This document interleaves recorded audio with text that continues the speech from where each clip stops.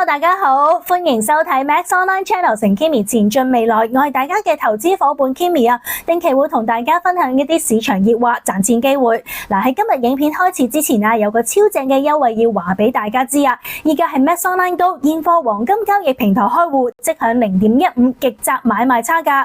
除此之外 ，Max Online 仲會提供24小時交易、50至400倍靈活槓桿、實時國際報價，可以做好，亦都可以做淡，賺錢要快，點差要窄 ，scan 下方嘅 QR code 了解優惠詳情啦。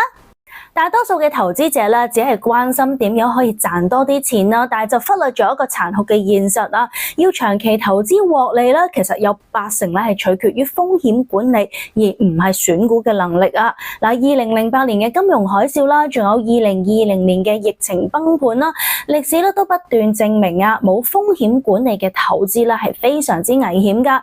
嚟緊咧就會一連兩集啦，同大家講下啦，點解風險管理咁緊要，同埋咧一啲風險管理嘅實戰策略嘅噃。先講下啦，點解風險管理係咁緊要啊？第一點咧就係喺蝕錢嘅時候一個複利陷阱，呢個係一個數學嘅定律嚟噶。假如你投資係蝕咗50%，你係需要有100%嘅回報咧，先至可以翻個本嘅。舉個例子啊，如果你投資1萬蚊，蝕咗5000蚊，蝕咗一半啦，你要翻去本金嘅1萬蚊啦，你係要需要賺5000蚊，亦即係要100%嘅回報先至得啊。跌一半就容易啦，但係升一倍就好難噶啦，所以蝕咗嘅錢咧係要雙倍嘅努力啦，先至可以淨係翻到個本啦。所以控制虧損啊，比起追求回報係更加緊要噶。第二點咧就係關於行為經濟學噶。喺心理學上面咧，投資者咧係容易會有一個叫做非理性偏差，呢個叫 loss aversion 損失厭惡啊。意思就係指啦，蝕錢所帶嚟嘅痛苦咧係獲得盈利嘅2倍。導致唔少投資者咧，即使蝕錢都好啦，都會死揸住唔放，諗住一路坐落去。呢個係一個常見嘅錯誤嚟噶，因為佢哋覺得只要一日未買都係未蝕錢，結果咧就死手啦。而且咧好多時啦，投資者咧都係會過分自信啦，經常咧都會高估咗自己一個選股嘅能力啦，而忽略咗市場風險嘅重要性啊。好啦，既然咧控制風險係咁緊要，到底有啲咩實戰策略咧？今日咧就會同大家分享5個實戰策略噶。第一個策略咧就係資產配置 asset allocation 啦。俗語都有話咧，就唔好將所有雞蛋放喺同一個籃裏面啊嘛。分散投資就可以幫助我哋分散風險啦。至於點解分散投資咁緊要咧？其實背後嘅理念啦，就係理論上咧，同一件事件對於唔同資產類別咧係會有唔一樣嘅影響噶。所以當其中一個資產類別表現係比較差嘅時候啦，其他表現較好嘅資產咧就可以對沖翻整體嘅一個負面影響。呢個就係分散投資嘅原則啦。例如啦，當經濟衰退嘅時候，或者係市場不確定性增加啦，投資者因為擔心股市會下調啦，就會傾向轉向一啲避險資產啊。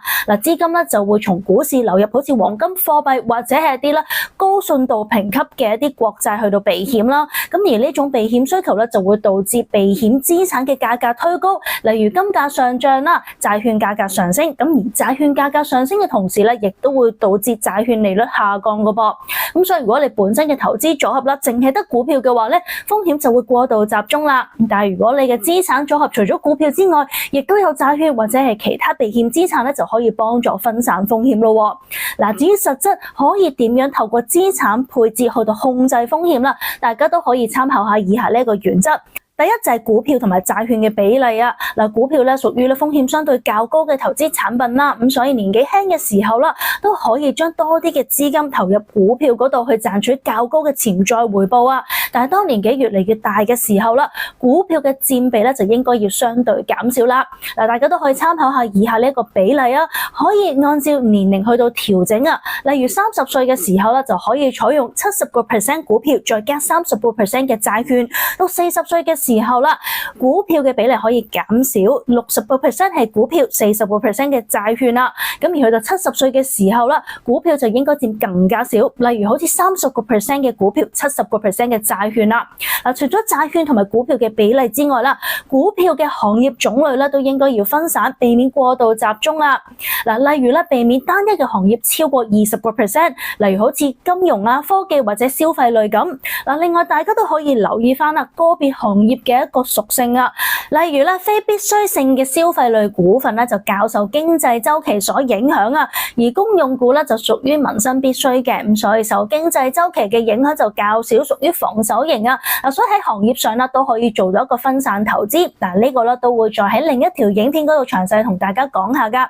另外第三就係地域嘅分散啦，例如好似美股、港股、歐股或者係新興市場咁做一個均衡嘅配置啊。今日就同大家分享咗啦風險管理嘅重要性同埋其中一個實戰嘅策略啦。其他嘅實戰策略會喺下一條影片嗰度同大家分享嘅。我哋下條片見啦！如果大家都中意我呢類型嘅影片，就記得撳 like 同埋 subscribe， 仲有撳埋隔籬嘅鐘仔，咁下次有新片就會即刻通知你噶啦。我哋下條片見咯噃，拜拜。